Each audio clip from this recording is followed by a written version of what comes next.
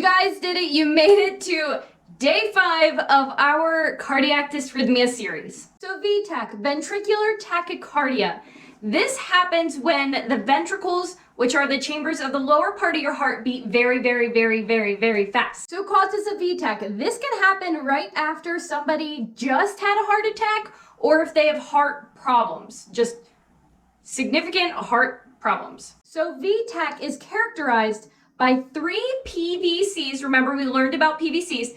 So it's characterized by 3 PVCs at a heart rate higher than 100. If this lasts longer than 30 seconds, that means it is sustained. And if it does not, that means it is non-sustained. So again, with VTEC, there are 2 different types of rhythms that can be shown during VTEC: monomorphic and polymorphic. So for your monomorphic VTEC, you have no P wave, but your R to R is regular and the QRS complex is greater than 0.12. Now, in your second type of VTEC, or your polymorphic VTEC, that means the QRS complex is not regular.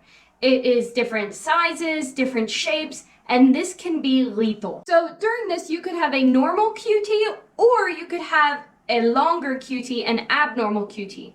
With the abnormal QT, you may have heard of torsades de pointes. That is very lethal and needs to be taken care of right away. So take a look at these telestrips, and this is what your VTEC looks like. Now, to manage VTEC, you may have to replace some electrolytes, get their bodies back to homeostasis. You may have to defibrillate your patient or even cardiovert your patient, and potentially even resuscitate this patient.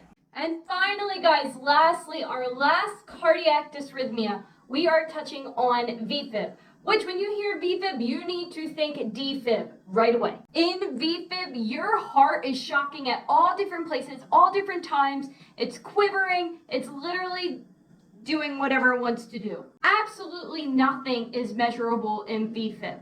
And this can be caused by untreated VTEC. This could be caused by shock, by a heart attack, by electrolyte imbalances, hypothermia, and hypoxia as well. So like I said, when you hear VFIB, you think DFib. So you need to defibrillate this patient as fast as you can. And quite often, VFIB will lead right into asystole.